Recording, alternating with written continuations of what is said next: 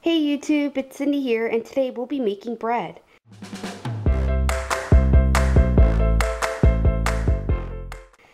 The kind of bread that we'll be making is this white tin bread or wholemeal bread, depending on what kind of flour you use.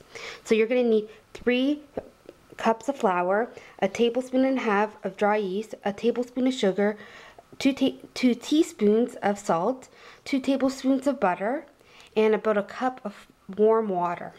So let's get started. We're at the mixer, and I've let my dry yeast proof, and so you can see all the foam at the top of it. But I checked the water to make sure it was warm enough with my finger. It's not too hot. I dissolved the sugar and put the yeast inside. Now if you're using instant yeast, you don't necessarily have to do this part. You can just put it right in with the flour and everything else. But I like to proof it to make sure it's still good. So we can get started with the mixing. So now we're going to put all our ingredients into the mixer, and we're going to start kneading the bread. You can do this bread very easily by hand.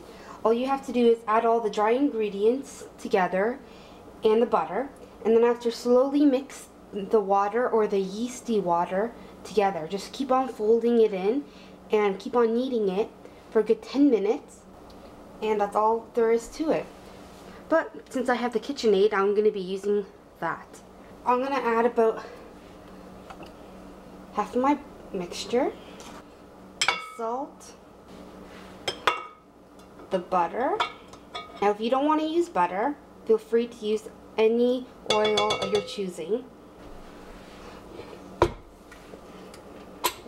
Lock down the KitchenAid, put it on stir, and add the yeasty water. And now I'm going to slowly add the flour as needed so the dough isn't too dry.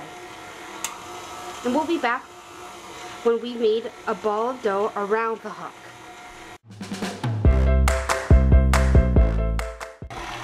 As you can tell, the dough has finally gathered around the dough hook. Now I did end up adding another 1/4 of a cup of warm water because it was just a little dry. And now I'm going to let it knead on medium for about 5 minutes. And if you're doing it by hand, I would knead it for a good 10 minutes or until it gets really soft and elasticy. So we'll be back when the dough is ready. The dough has been kneading for over 5 minutes and it is perfect. Look at that. Very soft and elasticy. Now as you see, I'm just making it into a ball just so it can double in size in the bowl. Now I'm going to grease up the bowl so when it's doubled in size, it's very easy to take out. So here's a little trick for when you're using butter.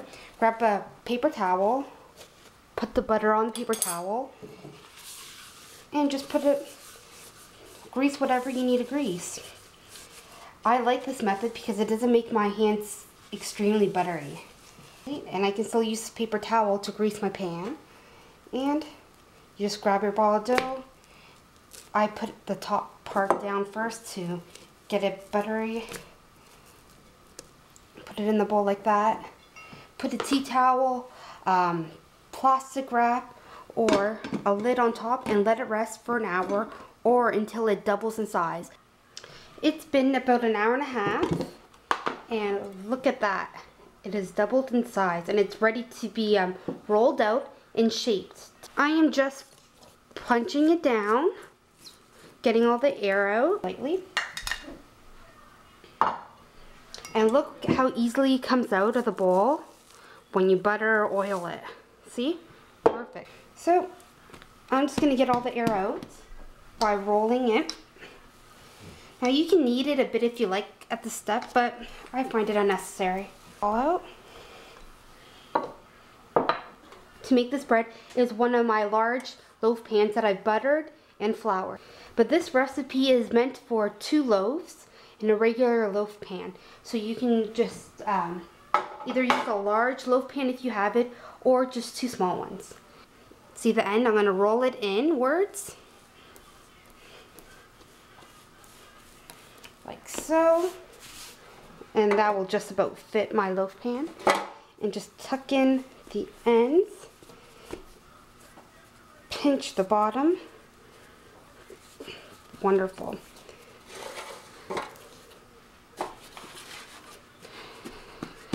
Just gonna push it down. There we go, and that's all there is to it. Now if you don't make this part perfect, you don't have to really worry because it will rise. And now I'm gonna let it rise in the oven for about an hour or until it doubles in size.